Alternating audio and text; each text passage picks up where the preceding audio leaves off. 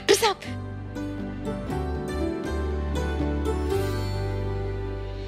हम इतनी बड़ी खबर देने आए हैं और लेने वाले यहाँ हमें टाट लगाकर आराम फरमा रहे हैं।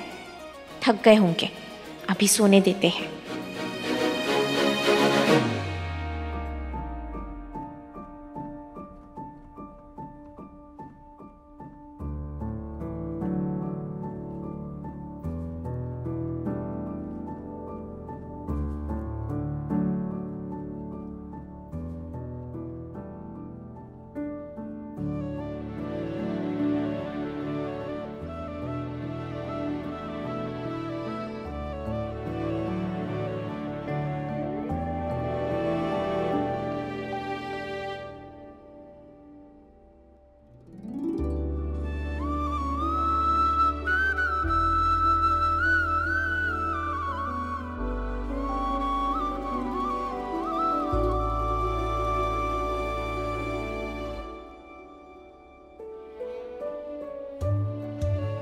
हमारा रिश्ता बारिश की वो पहली बूंद की तरह है ना, जो तूफान में जकड़े बादलों से अभी अभी निकली है।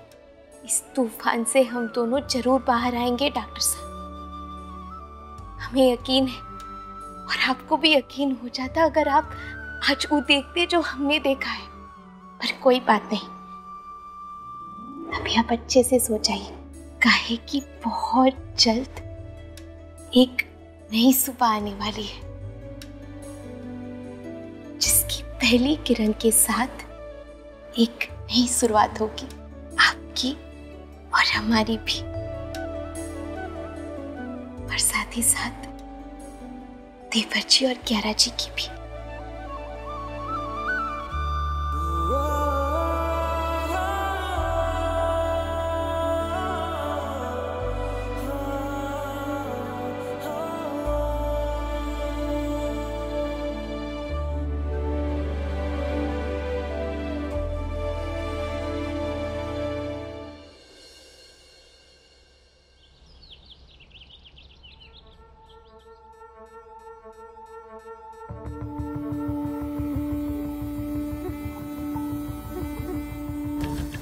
बता रानी, तू हमेशा टाइम का वास्ता देती रहती थी और आज टाइम ने तेरी ही बैंड बजा दी।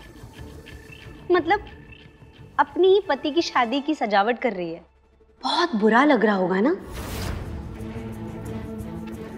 मैं तो ये सोच रही हूँ कि कल विदाई में तू ज्यादा रोएगी या कियारा जी?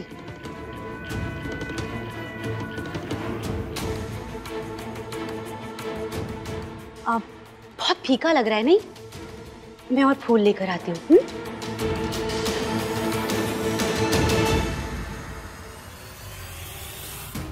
जैसे टेम बीतता जा रहा है, मन थोड़ा घबरा रहा है। यहाँ ब्याह की तैयारियां शुरू हो चुकी है।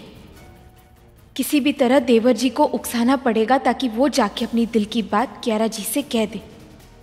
कछु करना होगा रानी, वरना बहुत ही देर हो जाएगी।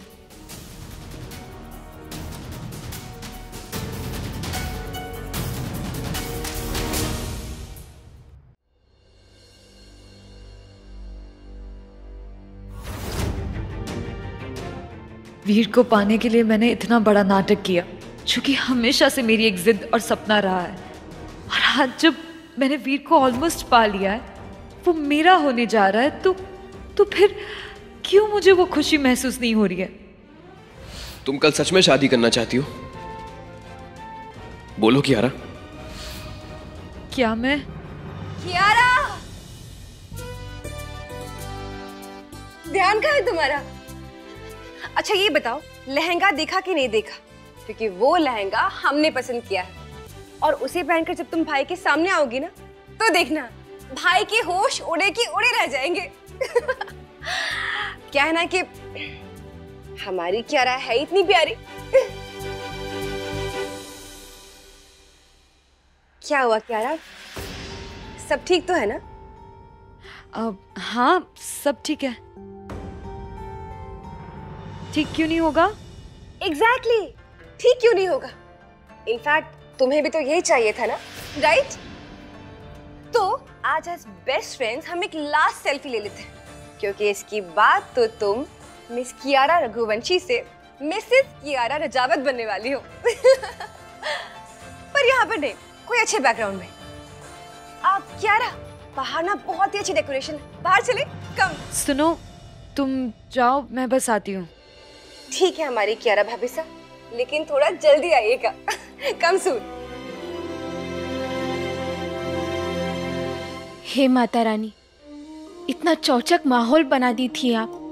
कियारा जी देवर जी से अपने दिल की बात बताने ही वाली थी, फिर इतना टेम काहे लग रहा है? हम जानते हैं पूरी दुनिया का जिम्मेदारी आपके ऊपर है, पर हमारा काम भी तो जरूरी है ना माता रानी। प्लीज जल्दी से मदद कर दीजिएगा।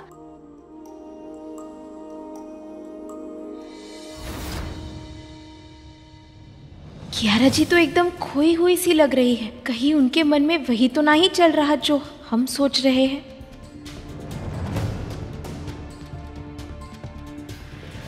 अरे कियारा जी, संभल के। आप ठीक तो है ना? लगी तो नहीं? हाँ, मैं ठीक हूँ, थैंक्स। यही सही मौका है इनके मन को टटोलकर सच बाहर निकलवाने का। कियारा जी। हाँ?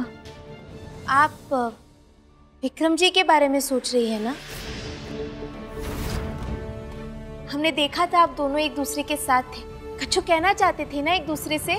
तुम्हारे पास कोई काम वाम है ही नहीं ना, बस इधर उधर की बातों में घुसना तुम्हें। और क्या देखा तुमने? हाँ, जासूसी कर रही हो तुम मेरी? नहीं नहीं कियारा जी, हम तो बस ऐसे। क्या हम तो बस? हाँ, सुबह शाम अपनी बाबूजी की बातें करती हो, उनकी किस्से सुनाती हो, उनकी सीख हम पे थोपती हो, बट क्लियरली रानी, तुम एक चीज अपने बाबूजी से नहीं सीख पाई हो, वो है अच्छा नौकर कैसे बनना। बिना दखल दिए 20 साल से वो गुलाम बनकर रह रहे, बट तुम नहीं रह सकती ना। जाओ जाके अपने बाबूजी से। बस कियारा जी, आपको हमसे दिक्कत है ना? हमें ना पसंद करती है ना आप? तो कीजिए, हम भी कोनो मरे नहीं जा रहे आपके दोस्त बनने के लिए, पर बार बार हमारे बाबूजी का नाम बीच में लाना ये हमें मंजूर नहीं है। हमारे शांत स्वभाव को हमारी कमजोरी मत समझिएगा कियारा जी। अगर हम हमारे बाबूजी के लिए हाथ जोड़ सकते हैं ना, तो उनके खिलाफ बोलने वाले के लिए आवाज उठाकर खड़े भी हो सकते हैं। हमें अपनी जगह दिखाने से पहले आप अपनी सही जगह पहचानने का दम रखिए कियारा जी। अपने अंदर झांक के देखने की कोशिश कीजिए। सब कुछ उथल पुथल हो रखा है काहे कि आप समझ नहीं पा रही कि आपके अंदर क्या है। दिल में कछु है, ब्याह कहीं और कर रही है, आपको समझ में नहीं आ रहा। ज्ञान दीजिए, बेझिझक दीजिए, पर उस पे खुद अमल करना सीखिए। पूछे क्या कहना चाह रहे हो तुम? हाँ, क्या है मेरे दिल में? अपने दिल में काहे जानने के लिए दिल तक पहुंचने का रास्ता जानना जरूरी है कियारा जी, और वो रास्ता बाहर से नहीं अंदर से होता है। इसलिए अपने दिमाग को शांत कीजिए, आंखें बंद कीजिए, लंबी सांस लीजिए और पूछिए खुद से कि आखिर आप क्या चाहती है। लेकिन अगर उसके बाद भी आप समझ नहीं पाई ना कियारा जी, माता रानी की कसम खा के कहते हैं, आपसे बड़ा पैदल दिमाग हमने आज तक नहीं देखा। जय माता रानी।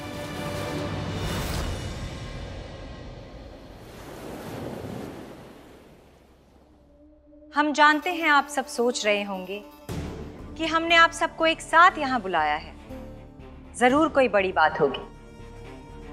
वेल, बात बड़ी ही है। ये रानी सच जब भी घोषणा करती है ना, हमें तो जान हलक में अटक जाती है। पता नहीं कब बम फोड़ेगी ये।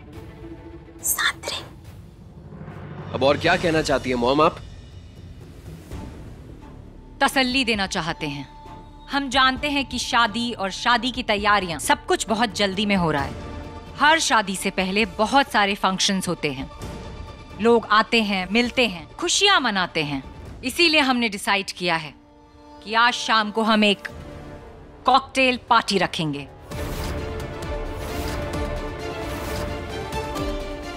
वाह,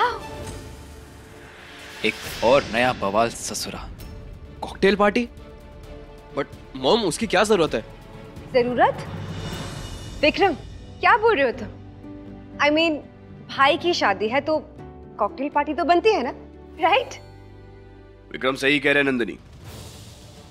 शादी जिन हालातों में हो रही है उसमें एक नया फंक्शन मतलब नहीं समझ में आ रहा रानी साहब। ऊपर से दादी साहब और पापा दोनों यहाँ पर नहीं है, तो फिर क्यों? दिग्विजय से हमारी बात हो गई है, और राजमाता ऋषिकेश में हैं। बिल्कुल ठीक हैं वो, तुम चिंता मत करो।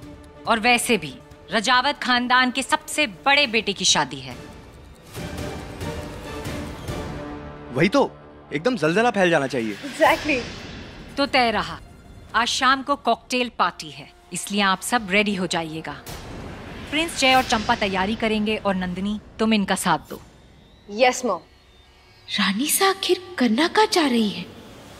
जितनी कोशिश कर लो, पर हमारा खेल समझ नहीं पाओगी रानी। आज शाम की पार्टी में ऐसा धमाका होगा जो जिंदगी भर तुम्हें याद रहेगा।